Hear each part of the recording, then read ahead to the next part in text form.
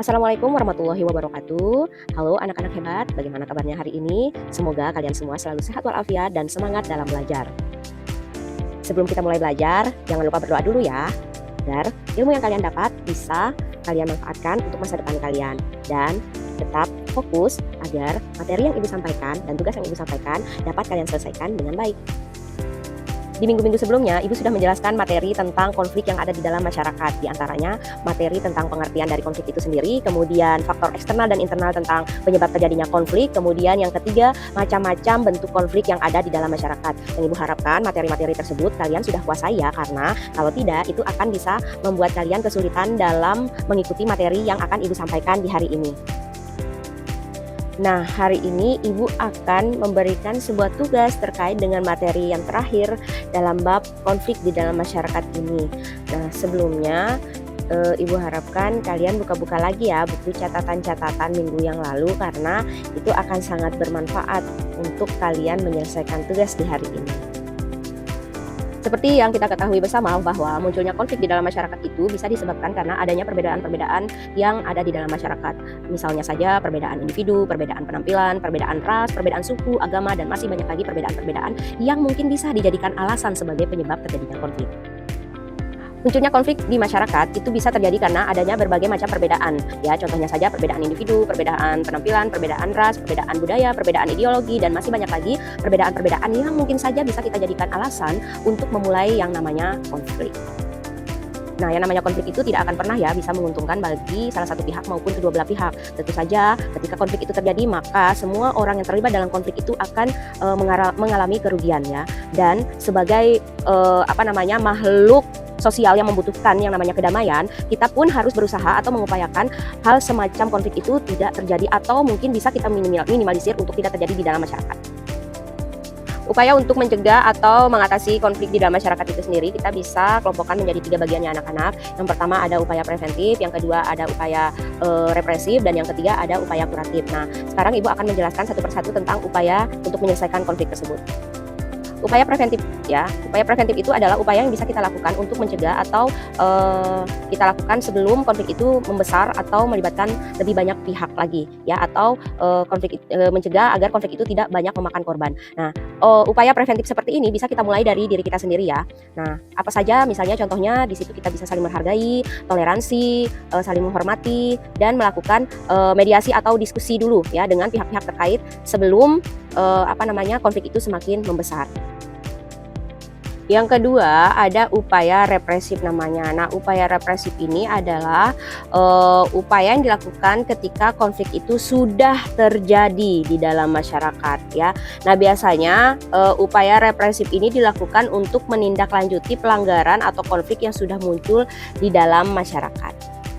Dengan adanya upaya represif ini, harapannya ke depannya itu konflik yang muncul di dalam masyarakat itu bisa dihentikan, dan keserasian di dalam hubungan masyarakat itu bisa terjadi dengan harmonis ya, terjalin lagi dengan harmonis. Karena kalau tidak segera diselesaikan, dikhawatirkan akan bisa menyebabkan kerugian yang lebih besar lagi di dalam masyarakat.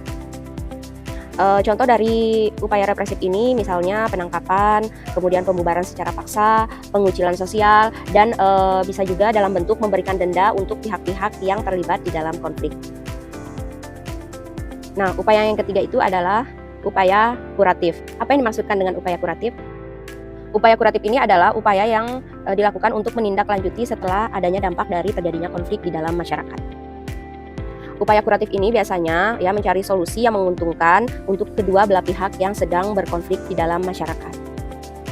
Atau intinya, upaya kuratif ini adalah upaya untuk menindaklanjuti dampak dari adanya konflik yang terjadi. Nah, anak-anak, dari penjelasan Ibu hari ini, Ibu akan memberikan kalian satu tugas, dan sebelum kalian menyelesaikan tugas itu, Ibu harapkan kalian fokus untuk menonton video yang akan Ibu tampilkan setelah ini ya.